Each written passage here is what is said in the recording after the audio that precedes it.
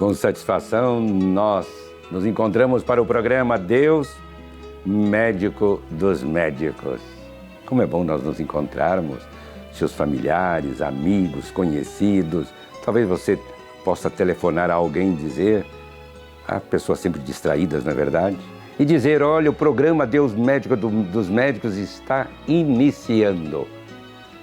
Tema de hoje, nós vamos tratar, mais uma vez, mas um aspecto muito importante do diabetes.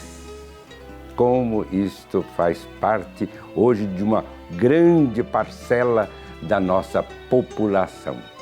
E o diabetes, sabemos que é a presença anormal da glicose, do açúcar no sangue, mas vimos diabetes tipo 1, que é a insuficiência de insulina. Mas hoje nós vamos tratar do diabetes tipo 2, que é a resistência à insulina. Resistência? E para meu espanto, conversando com a médica, que já vou apresentar, eu pensava que sempre fosse já para as pessoas adultas ou até idosas ou obesas. E ela me dizia que também encontram hoje o diabetes nas crianças, nos jovens. Doutora Denise Franco, seja bem-vinda. E é verdade tudo isso. Por que hoje, então, vamos dizer assim, os jovens crianças estão sendo atingidas pelo diabetes? O que o senhor fazia quando era criança? Eu, quando era criança, era muito levado. Era levado? Por isso, de vez em quando, a minha mãe me deixava de castigo. E o castigo que ela me dava era ficar em casa, não saindo, não indo brincar com os meus colegas e amigos, de mocinho, disso e daquilo, durante um dia ou coisa semelhante, algumas horas, ficava eu lá. Pois é, a gente também fazia isso, né? O problema é que hoje as crianças estão mais dentro de casa. Hoje o videogame substituiu empinar papagaio, andar de bicicleta. Então aquilo que a gente fazia de criança, correr para cá, pega ladrão, coisa, você não tem mais. Fazer carrinho de aquelas rodinhas. Rolemanha, tá em cima e não é verdade? Quanto que eu fazia? Isso você não tem mais. Então, hoje assim, cada vez mais as crianças estão confinadas aos ambientes de casa, né? E com isso você aumentou a chance de ter diminuição de atividade física e come-se mais, né? Já tem o alimento todo pronto, preparado, você vai lá no congelador, abre, pega, aquece, hoje até hambúrguer está congelado e as crianças podem utilizar ao longo do dia, sem precisar ir até para sair, para comprar. Então o diabetes pode ser também, ou menos adquirido, através de uma vida sedentária, diríamos, um pouco. A gente nesta linha. Isso, o hábito de vida é muito mais sedentário. Ele é super importante, então assim, ele tem uma herança genética, né? A gente nasce com a chance de ter a doença. A propensão, né? A propensão para o diabetes, mas sem mais dúvida. do que isso, assim, ela tem associação ao meio ambiente. Então, o estilo de vida. O estilo de vida, ele é importante, está influenciando de uma maneira bem forte na incidência da doença. Por isso, veja bem, você que está nos acompanhando, qual é o estilo de vida do seu filho, da sua filha, ou do seu irmão, sua irmã, aqueles que você conhece. Olha como é importante que a gente tome consciência desta realidade, porque o diabetes tipo 2 é a resistência à insulina e, ao mesmo tempo, a senhora dizia, a falta de insulina, não é isso? Enquanto a gente consegue... Que resiste, né? Quem tem esse problema de alteração genética, né, uma herança hereditária, ele vai nascer com a chance de ter a doença, né? Então ele tem a chance. Se você tem um pai, uma mãe, um avô, a tia, alguém parente direto que tem diabetes, você tem já 30% de chance de ter. Se ficou obeso, se ficou sedentário, essa chance aumenta. Então aí já vem um alerta, né? Se você sabe que você tem um fator de risco, vamos tomar conta, né? Pelo menos tenta tomar conta do que você está comendo, olhar um pouquinho mais de fazer atividade física. Então isso faz uma diferença, né? No estilo de vida ele é super importante. E quando você tem a resistência inicial, primeiramente seu pâncreas começa a vencer aquela resistência e produz mais insulina. Né? Chega um momento, quando você fica diabetes, você não tem mais a insulina, ela já está... O pâncreas já não funciona. O pâncreas já está meio capengando, tá? Já está dando... Ele já deu o trabalho dele, está mais esforçado. E aí a gente tem, então, o aparecimento da doença, porque você tem a resistência à insulina, mais o problema da produção da insulina. Mas nós temos uma reportagem, vamos ver essa reportagem e ainda a partir dali nós podemos ver quais consequências tem, de fato, o diabetes, né? Dom Fernando, a partir de agora, nós vamos conhecer um pouquinho sobre a Malu Serraglio, que tem diabetes e vai contar um pouquinho sobre a sua rotina. Malu, como é que você descobriu a doença? Eu descobri aos 22 anos de idade. Eu estava com sintomas de diabetes do nada, eu passei a urinar muito. Eu tomava uma média de 5 litros de água, fora os outros líquidos por dia. Perdi 7 quilos e eu estava passando por uma consulta médica e a minha mãe, ela conhecia um pouco os sintomas, aí ela só desconfiou, ela falou, pede para o médico um exame que está estranho. Aí uma semana depois eu passei no médico, aí deu 226 de glicemia em jejum, diagnosticado diabetes. E como que é seu tratamento, Malu? O meu tratamento atualmente, ele é com um sistema de infusão contínua de insulina, que é uma bomba de insulina. Então é um aparelho que ele fica conectado ao meu corpo às 24 horas do dia, e ele injeta microdoses de insulina. Durante as refeições, eu vou fazer o exame, o teste do dedo, vejo quanto está minha glicemia. Se eu preciso de correção da glicemia que está no meu sangue naquele momento, eu vou inserir insulina, um bolos que nós chamamos, que é uma quantidade além do que eu recebo naquela hora, mais uma conta que nós fazemos, que é, a gente faz contagem de carboidrato. No meu caso, que isso é muito pessoal, a cada 10 gramas de carboidrato eu injeto uma unidade de insulina. Então eu conto o carboidrato do meu alimento e corrijo na bomba, eu injeto uma dose adicional.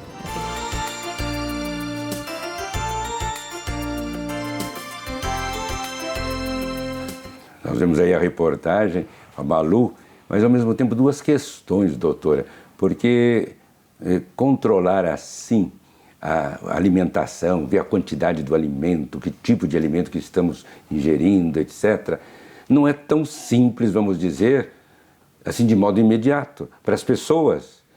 Né? Eu creio que deve ter não só uma formação, mas ter uma cuidade, uma visão realmente dos alimentos e que tipos de alimentos que nós temos. E nem toda a nossa população tem essa percepção.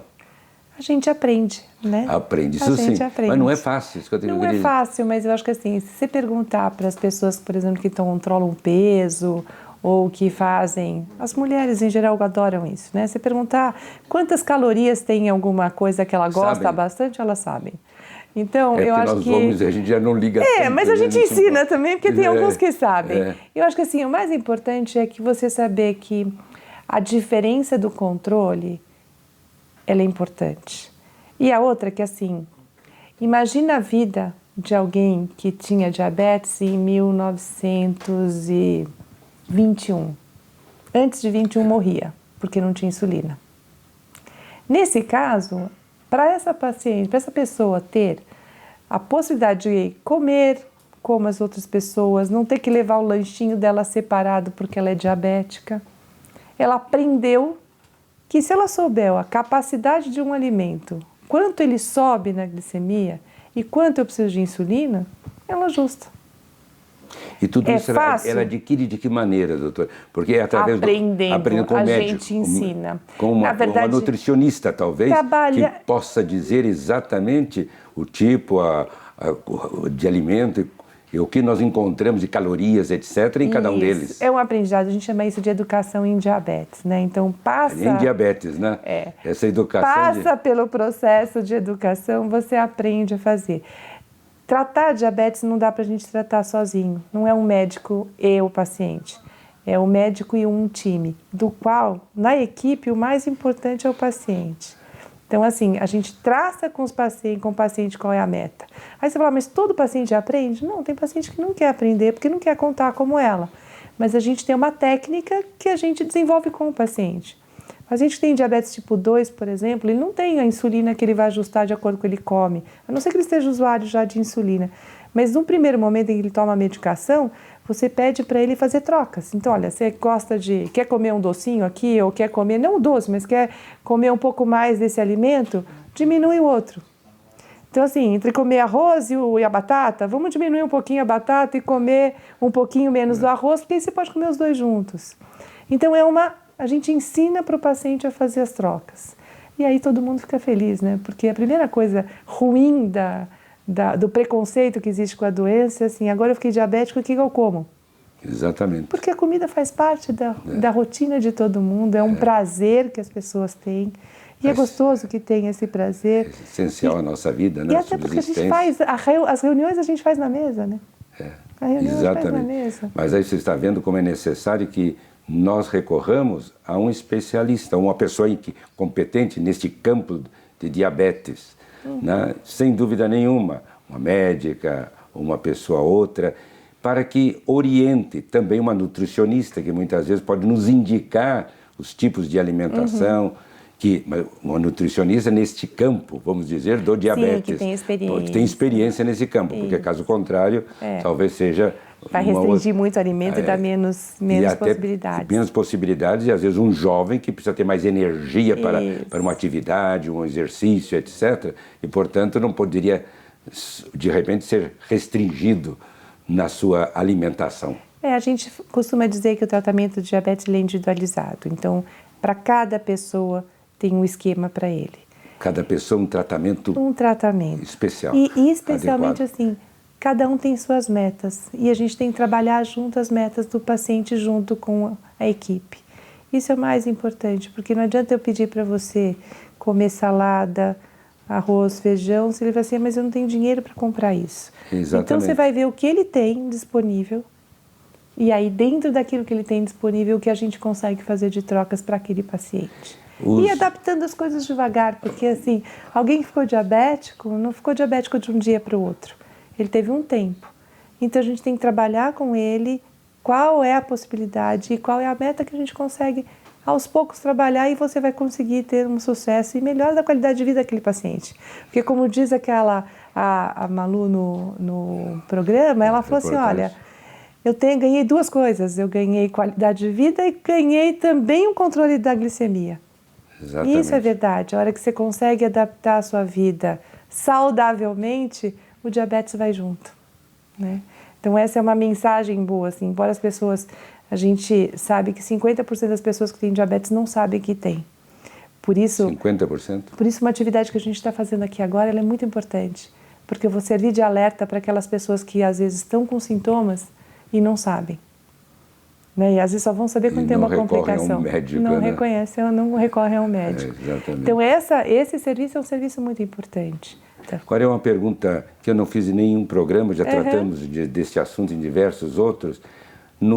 Eles encontram, o diabético, ele encontra um tratamento adequado através do SUS ou não? Médicos que atendam nesse sentido. Você tem o sistema público, ele oferece para a grande maioria dos pacientes um atendimento de clínica. Então, os clínicos são os que mais atendem os pacientes com diabetes. Quando você tem alguma necessidade de mudança no tratamento, em geral, eles encaminham para o endocrinologista, né?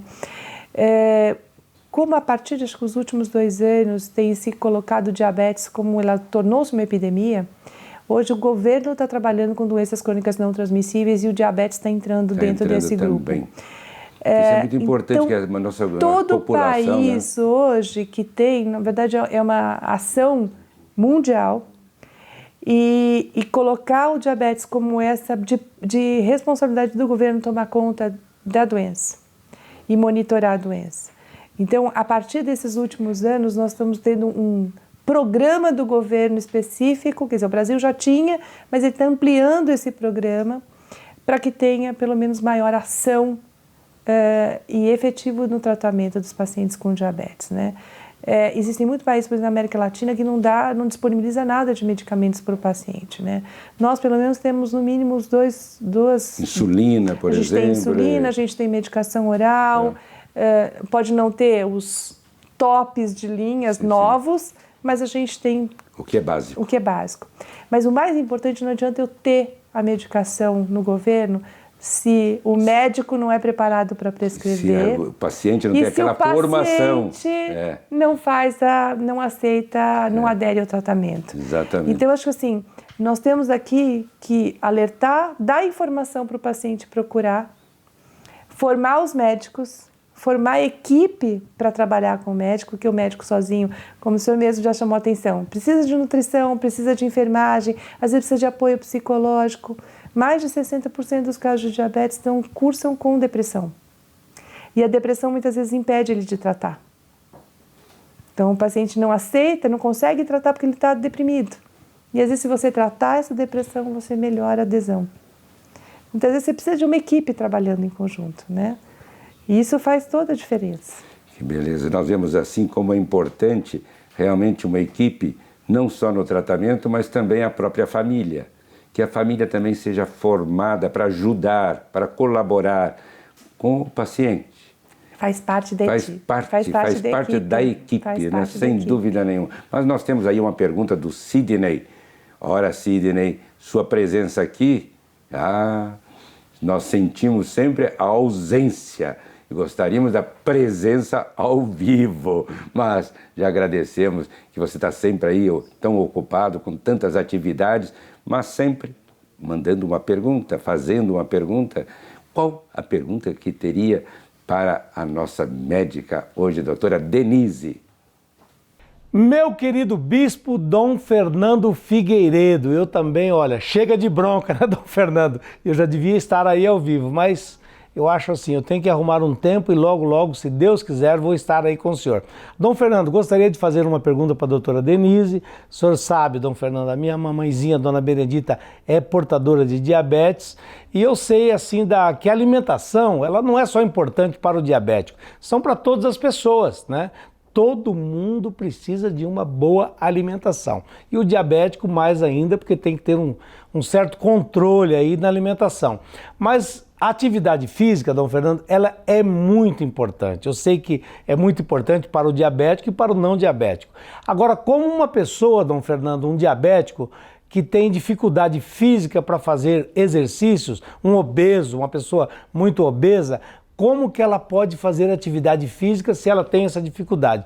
Essa é a minha pergunta para a doutora Denise. E logo, logo, se Deus quiser, estarei aí no Deus Médico dos Médicos juntamente com o senhor. Doutora Denise, essa é a minha pergunta.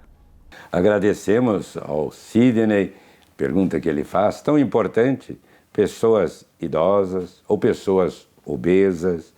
E nós já vimos agora, conversando com a doutora Denise, como é importante o exercício, e mesmo a reportagem com a Malu também falava da necessidade de exercícios, aquele tríplice elemento que nós temos aí, que seria alimentação, a insulina e o exercício, englobando tudo, a formação. Sem dúvida que a doutora Denise acentuou tão bem.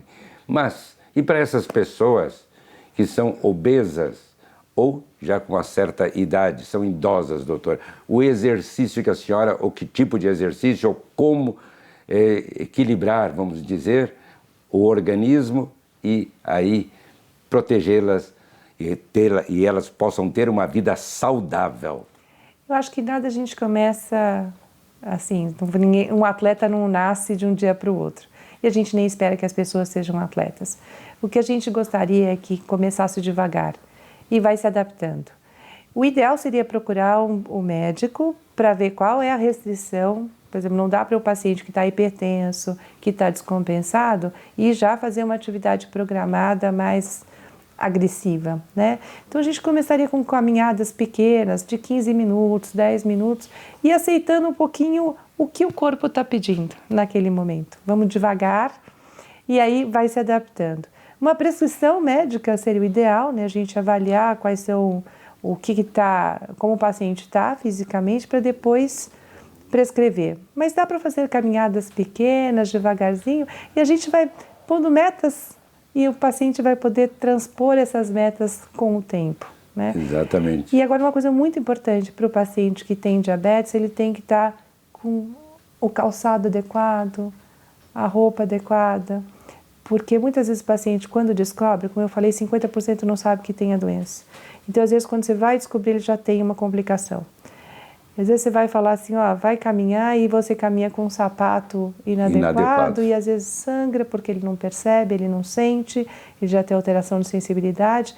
Então a gente tem que tomar cuidado. E o sangramento não é recomendável, de Com maneira certeza, alguma para um diabético. machucar os pés não é nada agradável. Nada agradável. Nem porque não é agradável Nada, mesmo. também E também você pode ter como complicação. Complicação da doença. Então é importante a gente olhar os pezinhos, ver se não tem, e sempre andar com calçado adequado, né? Exatamente. Então isso faz grande diferença. A minha irmã Lourdinha, em Curitiba, ela é diabética e faz o exercício, já tem uma certa idade, está com 85, 86 anos já, a minha irmã, e ela então faz caminhadas.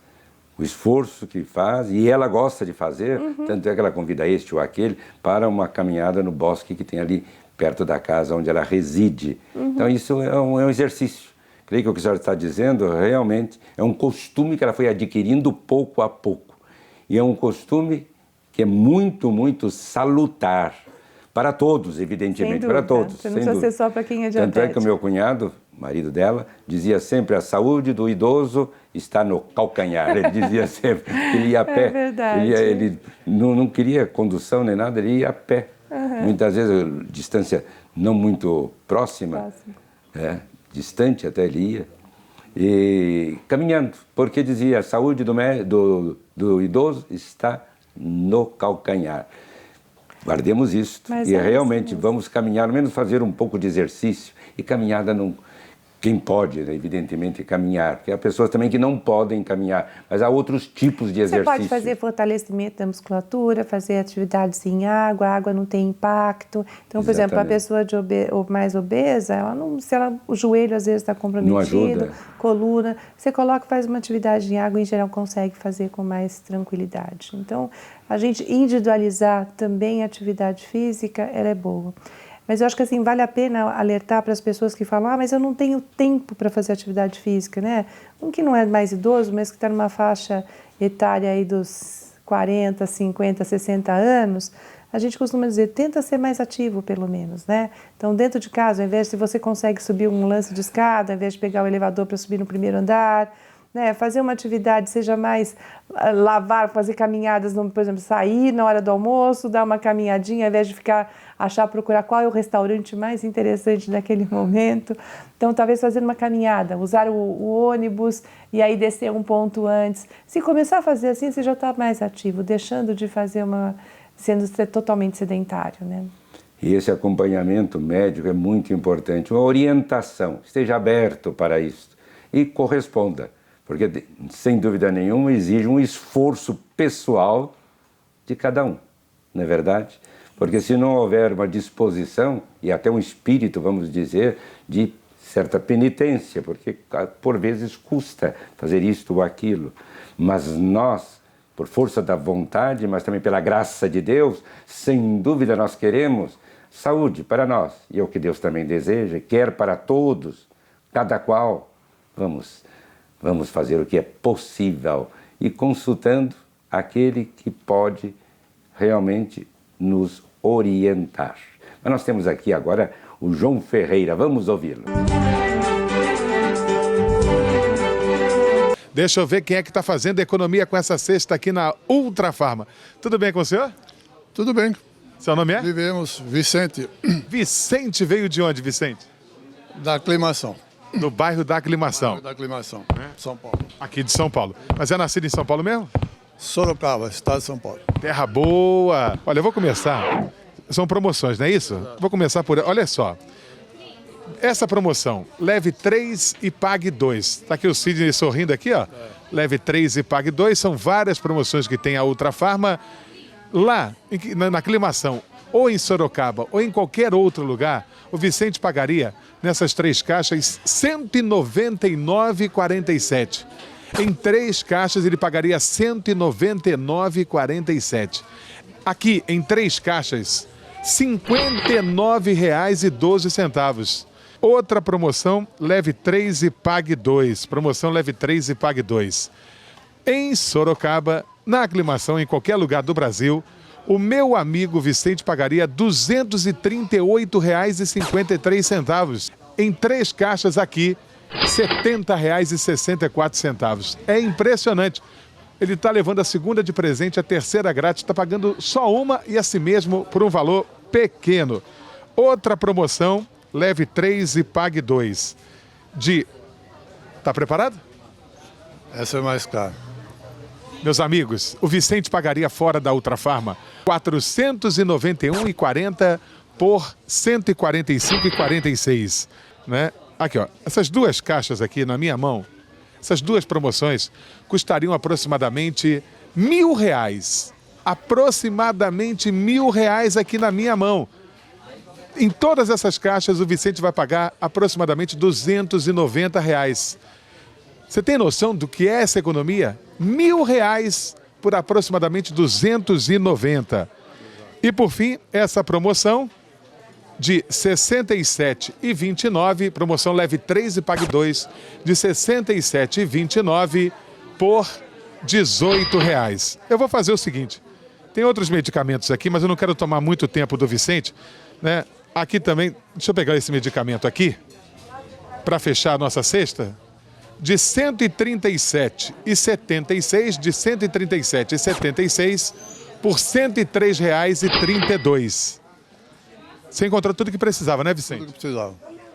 Meu amigo Vicente veio até aqui e economizou? R$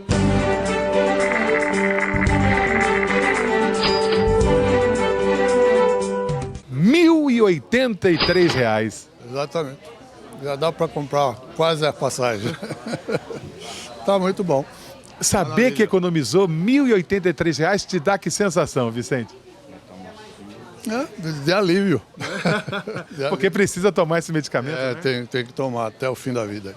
Olha, eu quero te agradecer. Muito obrigado. Primeiro por me dar a chance de te conhecer, de contar um pouco da sua história. Tá, joia. E tem um compromisso assumido comigo. Quando voltar de La Terça, vem contar a viagem aqui. Tá lá atrás. Okay. Fechado? Prometo. www.ultrafarma.com.br. Meus amigos, nessa sexta, R$ 1.083 de economia. Ultrafarma, vem pra cá, tá no coração da gente. E nós queremos agradecer a doutora Denise Franco, que com essa tranquilidade e serenidade sua, a senhora nos transmitiu uma riqueza muito grande, orientações belíssimas e orientações sérias para aqueles que nos acompanham e, sobretudo, quem sofre de diabetes, né? Portanto, nós queremos agradecê-la. E você, que aprendeu tanta coisa e pode transmitir isto a alguém que você conhece, não só pessoa adulta, obesa ou com a certa idade, que adquiriu a diabetes tipo 2, que se manifestou numa idade mais avançada, mas aqueles também jovens.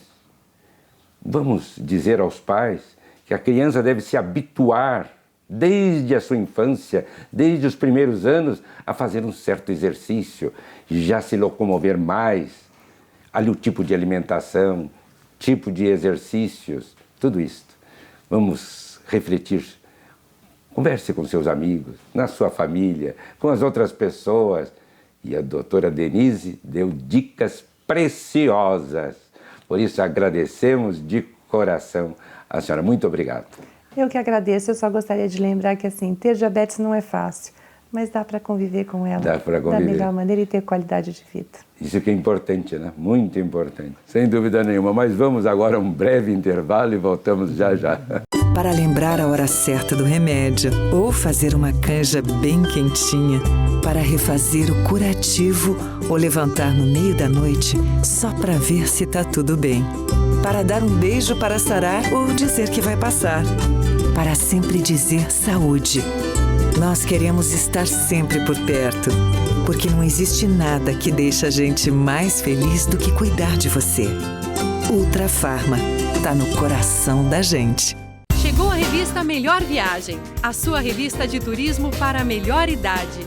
Nela você encontra dicas de viagens, gastronomia, entrevista, hotelaria, eventos, saúde e bem-estar, pacote de viagens e tudo para deixar a sua viagem perfeita.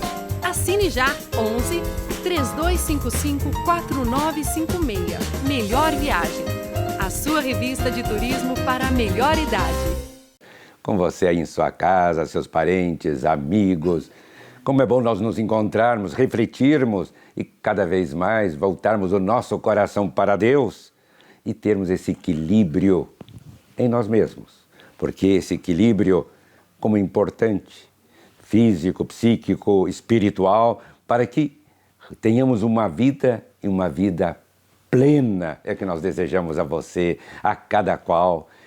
E no que se refere à saúde, saúde corporal, psíquica, portanto, uma saúde física, foi escrito um livro, Deus Médico dos Médicos, que fala sobre a prevenção das doenças através dos alimentos, e do que mais? E da fé. E nós temos aqui alguém que contribuiu e, de modo bastante significativo, que é o Dr. Lair Ribeiro, cardiologista e nutrólogo. Portanto, Dr. Lair, o senhor esteve presente, acompanha e com toda a sua sabedoria no que se refere, de modo particular, quando nós vemos o senhor falar do envelhecer sem ficar velho. Olha, isso daí é a comunicação entre os neurônios, né? Que coisa que... Sabe que aquilo me encanta toda vez que vejo e que ouço. Tá bom. Porque nós queremos sempre ser jovens. E eu estou com juventude acumulada. Doutor, o que o senhor me falaria? Pois é, primeiro é um prazer muito grande estar aqui mais uma vez no programa com o senhor. E essa integração da ciência com a fé. Com a fé. Muito Eu acho que isso aí é uma excelente combinação, né? Porque o paciente, para se curar, ele tem que lançar a mão da ciência e ele tem que lançar a mão da fé. É igual um passarinho para voar. Se faltar uma asa, ele não voa. É verdade? Então tem muita gente que não se cura porque falta a fé. Tem muita gente que não se cura porque falta a parte científica, o tratamento adequado. Quando você combina essas duas coisas, o resultado... Levanta voo e decola. É capaz de decolar. Mas nós vemos nos Estados Unidos, fizeram um estudo nesse sentido, e pessoas que rezavam, que tinham fé, e outros não. Tratamento, vamos dizer, do coração. Foram médicos, cardiologistas. Randomizados, e aí constatou-se que aqueles que tinham fé tiveram uma recuperação melhor e mais rápida. Não tenha dúvida. E com relação à nutrição, existiu nos Estados Unidos um dentista, nem era médico, ele era um dentista, chamava-se Weston Price. Ele era um dentista de Cleveland, Ohio, e ele e a mulher dele viajaram pelo mundo inteiro, mais de 30 anos, procurando as civilizações isoladas, civilizações que não tinham entrado em contato ainda com o alimento industrializado. E ele, como dentista, nunca encontrou uma cárie em nenhum desses povos, nenhuma cárie. Significa que agora alimento industrializado que talvez seria a hipótese, é a causa? Claro. Ele nunca encontrou uma cárie, nunca encontrou um diabetes, nunca encontrou um câncer, nunca encontrou uma doença cardíaca nesses povos que vivem isolados da civilização. São pessoas que vivem entre elas mesmas e que continuam comendo a mesma coisa que os ancestrais comiam. Um alimento natural. Natural. Natural. Por exemplo, um alimento pouco cozido. Porque uma coisa é você cozinhar um alimento lentamente. Outra coisa é você cozinhar um alimento rapidamente. Quando você cozinha ele lentamente, numa temperatura mais baixa, você preserva as enzimas e as vitaminas e etc. Minerais, Quando você faz ele rápido, por exemplo, um churrasco queimado, tem muita gente que não sabe fazer o churrasco, deixa a carne queimar, aquilo ali chama glicação. Aquilo ali, a proteína se juntou com açúcar e fez uma substância que é altamente venenosa. Então você come aquela parte torradinha, que diz que é gostoso. Que parece gostoso. Que parece gostoso, e aquilo ali vai causar uma série de problemas. Mas nós diríamos então, micro-ondas, que se faz tão rápido, não seria aconselhável então? De jeito nenhum, não. E o micro-ondas, a temperatura é altíssima.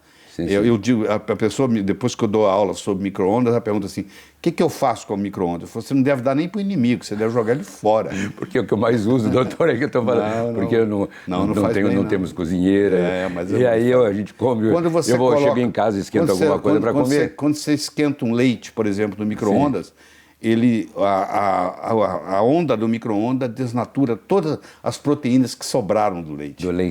Não é o mesmo. Nem água você deve ferver com aquilo. Eu acho que isso aí é um problema muito sério. Eu sei que é muito cômodo, a pessoa usa e abusa do processo. Você imagina uma mãe que está dando de mamar uma mamadeira de plástico e ela coloca a mamadeira de plástico porque o plástico no micro-ondas. Também é pior ainda.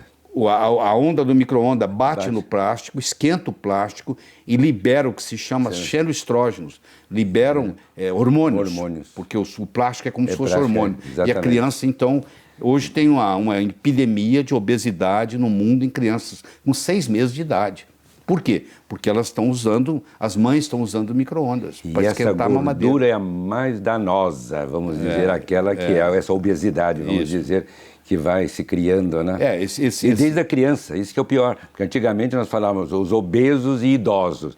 Hoje nós começamos a falar também os jovens e crianças obesas. Tem criança hoje com 12 anos de idade, diabética, mas não é diabético tipo 1, não. É diabético tipo 2. Que antigamente era chamado diabetes do adulto, e hoje está vindo as crianças. Em 2005 foi publicado um artigo no New England Journal of Medicine, que é a revista médica de maior prestígio no mundo, dizendo o seguinte, que pela primeira vez na história da humanidade, a geração que passava a nascer a partir daquele ano, 2005, pela primeira vez na história da humanidade, ia viver menos do que os pais. Porque desde que o mundo é mundo, os filhos estão vivendo mais do que os pais, está aumentando a longevidade. Agora começou a inverter o processo. Essa geração que nasce a partir de 2005 já nasce doente. Aí nós vemos a importância de conhecer bem o alimento, o que nós estamos comendo.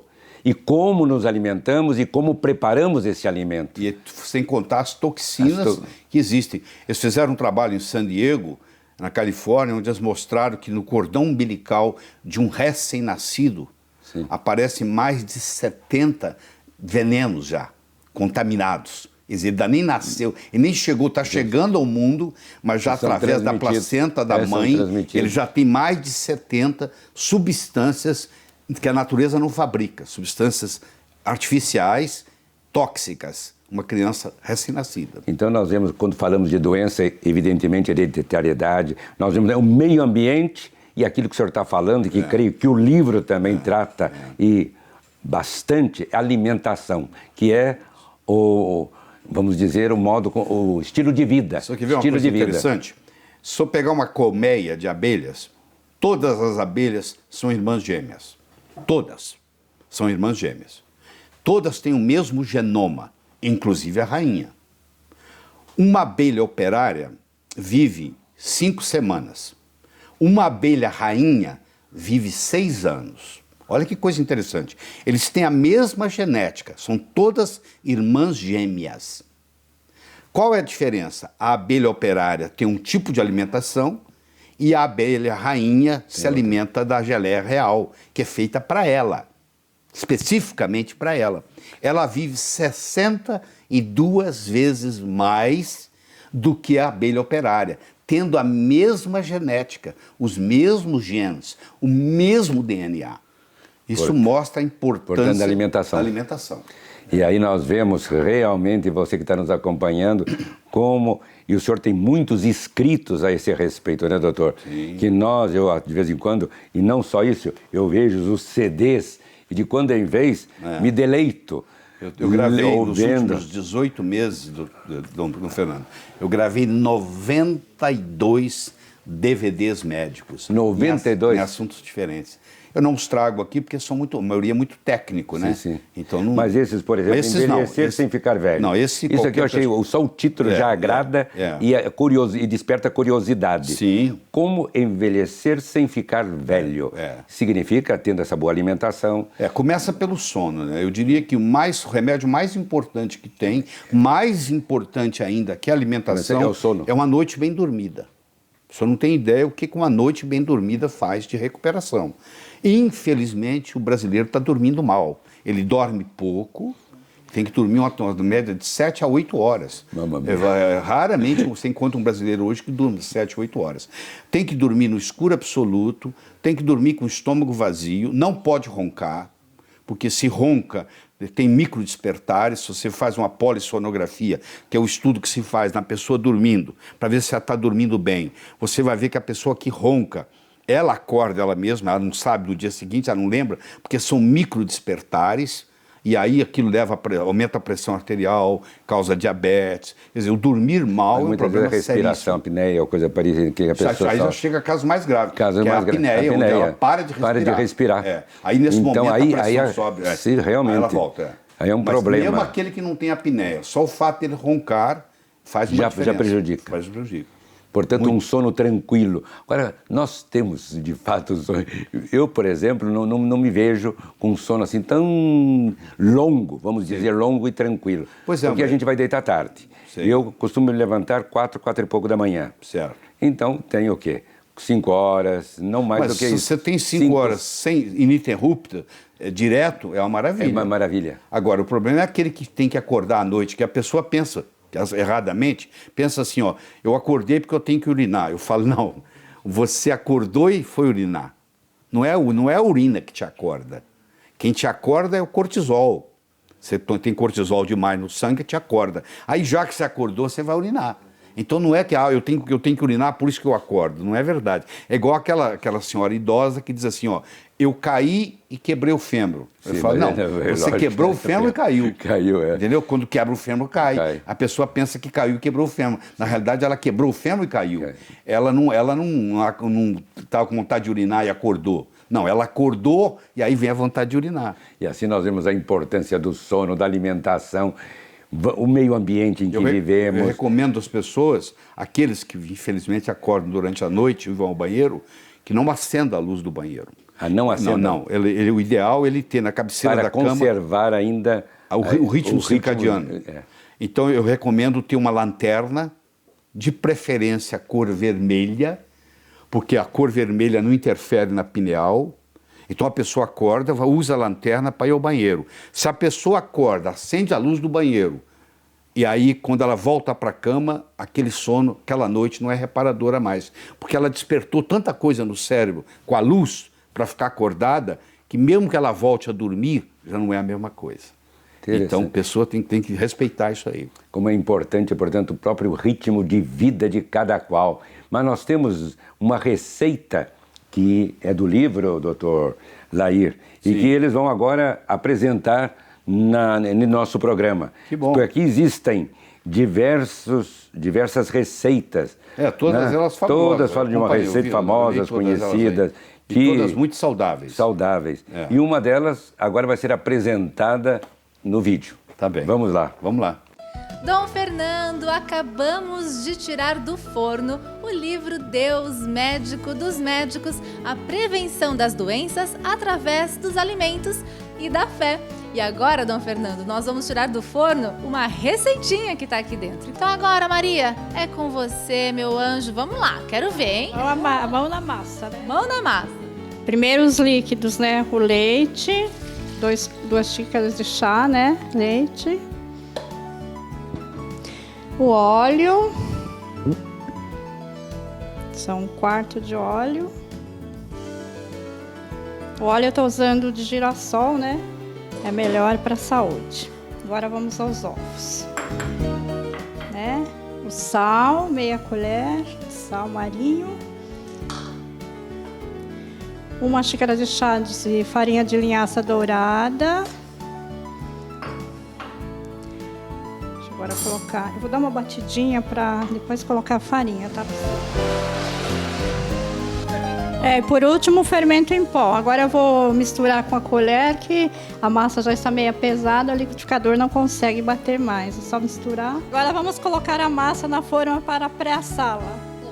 Isso. Então essa pizza é muito prática, as pessoas vão adorar para fazer na sua casa. Então forno pré-aquecido, 25 minutos. Recapitulando, pizza de linhaça, ingredientes, 2 xícaras de leite, 1/4 de xícara de óleo, 3 ovos, 3 colheres de queijo ralado, meia colher de sal, 2 xícaras e meia de farinha de trigo integral, 1 colher de fermento em pó, 1 xícara de farinha de linhaça dourada e o recheio a gosto. Agora, Dom Fernando, é a melhor parte.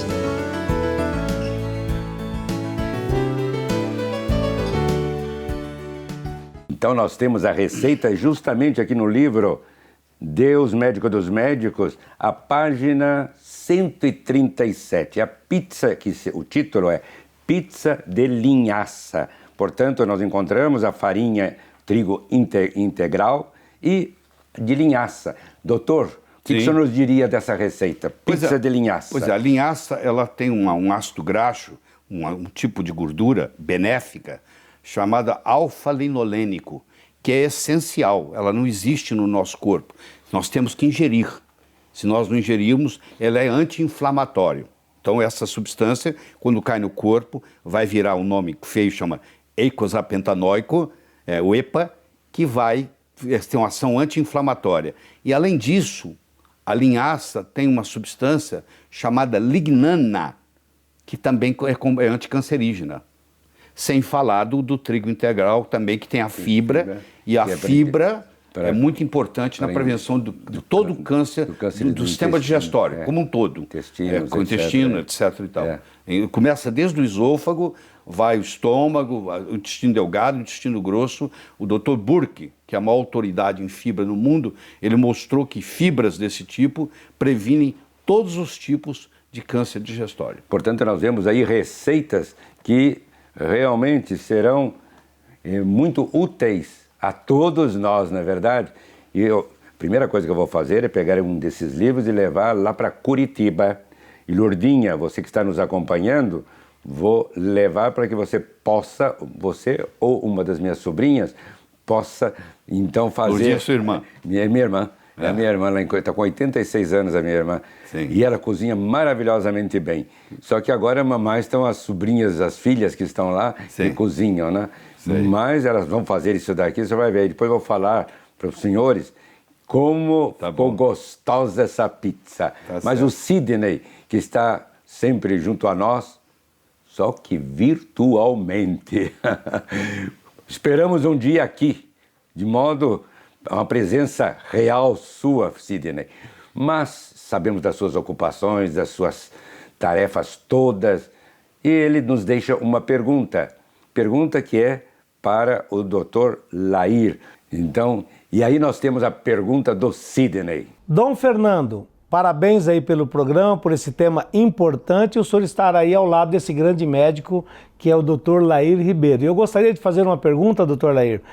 Qual a alimentação ideal para as pessoas de mais de 40 anos? Doutor Lair, eu tenho 58, mas gostaria de saber a alimentação ideal para as pessoas com mais de 40 anos. Essa é a minha pergunta, doutor Lair Ribeiro. E aí nós vemos a pergunta do Sidney, agora sim, que é mais de 40 anos, qual a alimentação mais propícia à noite? Pois é, Sidney, à medida que nós envelhecemos, o nosso ácido clorídrico, que está no estômago, que ajuda a digerir os alimentos, vai caindo. Então vai ficando cada vez mais difícil a digestão.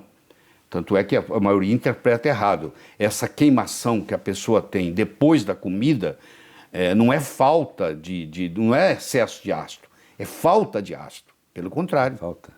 E a maioria recebe antiácido.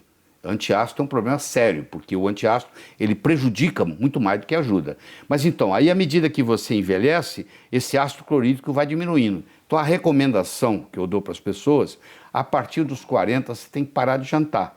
Você tem que tomar uma sopa, o mais leve possível. Você deve ter conhecido já esse ditado, que diz assim, toma o café da manhã como um rei ou uma rainha, almoce como um príncipe ou uma princesa e jante como alguém que não queira comer. Ou seja, toma uma sopa. Porque à medida que você envelhece, vai ficando mais difícil fazer a digestão. Se você janta e vai dormir nas próximas 2 ou 3 horas, a digestão vai continuar sendo feita. E com isso vai aumentar a concentração de açúcar no sangue. É chamado uma hiperglicemia pós-prandial, depois que você comeu. E isso interfere em todos os hormônios. Então, uma pessoa para ter saúde... O senhor estava falando isso e lembrei-me do meu mestre de noviços. Imagine, quando eu tinha 22 anos, eu fazia um noviciado lá na cidade de Rodeio, Santa Catarina, e o mestre, o Frei Ugolino, que é alemão, ele sempre dizia, comer de manhã como um rei Depois, ao meio-dia, como um príncipe, à noite vinha só para nós uma sopa. E nós éramos jovens. E a gente dizia maqueroba, só sopa à noite. Mas acostumei-me a ter à noite só uma sopa. Você sabe que foi tão salutar? Esse é o melhor costume que você pode ter, porque é impressionante a diferença na saúde. Quem come muito no jantar, você vê o brasileiro, ele sai correndo de manhã, toma um cafezinho preto, porque geralmente ele acorda atrasado, ele está correndo. Na hora do almoço, ele tem um trabalho de negócio, um almoço de negócio e tal. Chega no jantar e desconta tudo. Mas nos Estados Unidos também verifiquei isso, doutor. Porque à noite, ou menos no convento, era à noite que os frades comiam. Eu dizia, mas que coisa interessante, porque... Frei Gulino que estava certo. Costume alemão.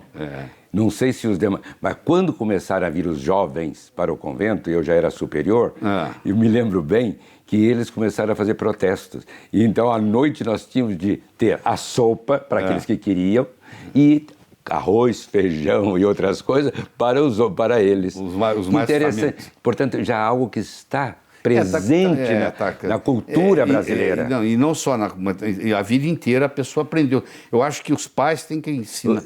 O que o pai e a mãe ensina fica como hábito. Então você tem que começar cedo, aprender. No sul do Brasil tem esse costume, doutor, que o senhor está falando, que é uma comida bem mais leve à noite. Isso. Não é verdade? Eu vejo a minha família lá em Curitiba, à noite é leve.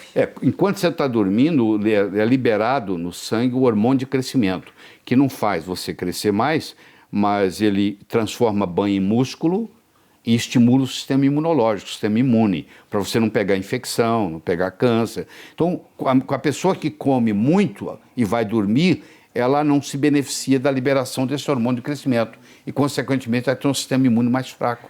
Mas ainda o senhor não respondeu a pergunta. Qual delas? Envelhecer sem ficar velho. Pois é, nós começamos... Desde o início nós estamos com essa pergunta. Nós começamos com a parte do sono, não foi? Que é importante. Vamos conversar da parte mental. Eu acho que a pessoa que vive bem, ela primeiro está sempre ajudando os outros. Quando você para de ajudar os outros, está na hora de você morrer. Tá? A pessoa que se fecha nela mesma, ela começa a adoecer, porque viver é viver para os outros. E é um princípio religioso muito profundo, porque ninguém que se isola, que é o egoísmo, vai se fechando sobre si, ele se realiza. Ele só se realiza... Também não se renova. Não se renova. Não se renova. Só na medida em que se relaciona, que se doa... E que se sinta útil à sociedade. Exatamente. Eu acho que você sabe quando uma pessoa está morrendo, quando as suas recordações começam a ficar mais forte que as suas aspirações. O que ele está querendo para o mundo, para ele e para o mundo. Para o futuro. Então tem que estar sempre fazendo alguma coisa. Isso é muito importante. Toda pessoa que vive mais de 100 anos, você conversa com ela, tem o denominador comum é o mesmo. Sempre perspectiva. Sempre perspectiva. Isso sempre que nós deveríamos ter. Sempre perspectiva. Por isso, nós não esqueçamos jamais que a nossa vida, eu com 72 anos, 73 praticamente, que nós tenhamos sempre essas expectativas diante de nós, um futuro, o que vamos realizar, o que temos ainda a realizar, e jamais voltados para um passado, só recordando o que vivemos e ficarmos aí. Você pega, já fizeram estudos, gravaram, puseram gravadores em mesas de dominós, onde aposentados jogam dominós nas praças, e gravaram e vê que o verbo é conjugado no passado. Eu fiz isso, eu era assim, é tudo conjugado no passado, entendeu? Enquanto que o cara que está apaixonado pela vida, ele conjuga o verbo no futuro. Eu vou fazer isso, vai ser assim, será assim. Então essa parte é muito importante, nós nunca podemos descartar essa parte mental do processo, entendeu? Mas nós temos agora o João Ferreira. Vamos lá, João Ferreira, sua mensagem.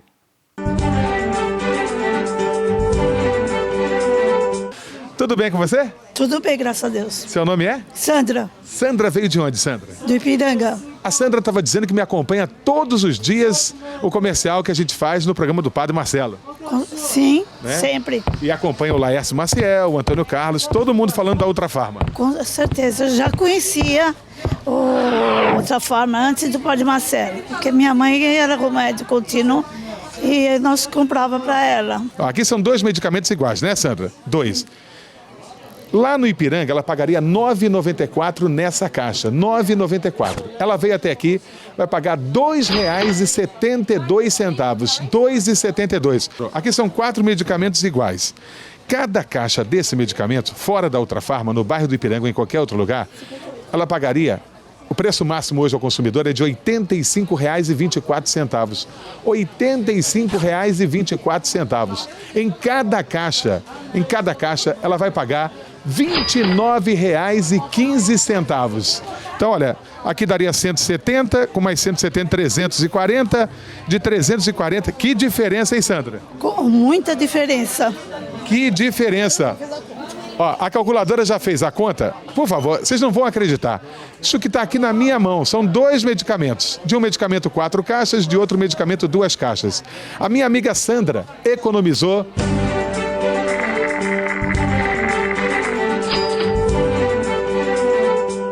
R$ 238 de economia nessa cesta. Te ajuda? Ajuda e muito. Dá para fazer a despesa de mês. Dá para fazer a despesa do mês. Você mora com quem? Moro eu e meu sobrinho.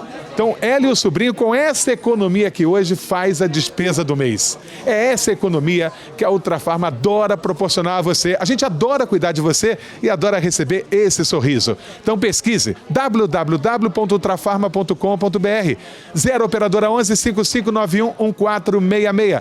Na saída do metrô Saúde, na Avenida Jabaquara, são 2 lojas de cada lado e suas compras podem ser parceladas no Visa e no Mastercard em até 3 vezes. Sandra, que Deus te abençoe. Você é uma pessoa muito religiosa, né? Que Deus ilumine o seu caminho e conte sempre com a gente. E nós então estamos vendo que beleza esse nosso programa, porque encontramos aí a mensagem também evangélica, na verdade, do Evangelho. Qual é a mensagem? Que nós não podemos nos fechar sobre nós mesmos, mas é na medida em que abrimos o nosso coração e nos relacionamos, é que nós nos realizamos. E a realização nós queremos que seja sempre mais plena. E por isso essa caminhada, um crescimento contínuo. Há um grande santo da igreja, chamado Santo Irineu, que dizia: a lei humana, própria do homem, está num contínuo crescimento, até aqueles horizontes inefáveis de Deus. E na eternidade, olhe bem, não paramos de crescer. Estaremos infinitamente crescendo na contemplação de Deus. Veja que beleza, é a lei que está inscrita no coração de cada um de nós. Quero agradecer de coração aqui, Dr. Lair Ribeiro. Olha, sempre fico encantado com a sua presença e a sua sabedoria e o que o senhor transmite com tanta clareza. Muito obrigado. Esse material que está aí, se alguém tem interesse, está saindo aí, está aí no vídeo, o telefone, o pessoal pode ligar para lá. É bom que, eu creio que depois eles vão mostrar para que possam... Melhore seu cérebro, melhore sua vida, sobre o óleo de coco e sobre envelhecer sem ficar velho. Melhore seu cérebro, melhore sua vida. Isso, envelhecer sem ficar velho. É isso aí. Veja, que beleza. Então, nós agradecemos ao Dr. Lair e vamos nos encontrar muitas horas. Fazia tempo que nós não nos víamos, hein? É verdade. Vamos ver se encontramos no futuro próximo. Tá bem. Pessoal, já estou aqui vendo outra receita. Cada uma mais fácil e saborosa do que a outra. E você já conhece? Deus, médico dos médicos. A prevenção das doenças através dos alimentos e da fé. Esse trabalho aqui foi preparado com muito carinho pelo nosso querido Sidney Oliveira e pelo bispo Dom Fernando Figueiredo. E a intenção é trazer um equilíbrio para a sua vida, para a sua alma, para o seu coração, mais sabor na hora da sua alimentação. E tem cada receita muito fácil e muito simples. Conheça ainda hoje Deus, médico dos médicos, a prevenção das doenças através dos alimentos e da fé. Garanto que é o melhor presente para o seu fim de ano e para quem você gosta também. Um detalhe importante, toda a renda com a venda desse livro será revertida para as obras sociais da Diocese de Santo Amaro. O livro Deus, Médico dos Médicos está à venda nas livrarias de todo o Brasil. Conheça ainda hoje.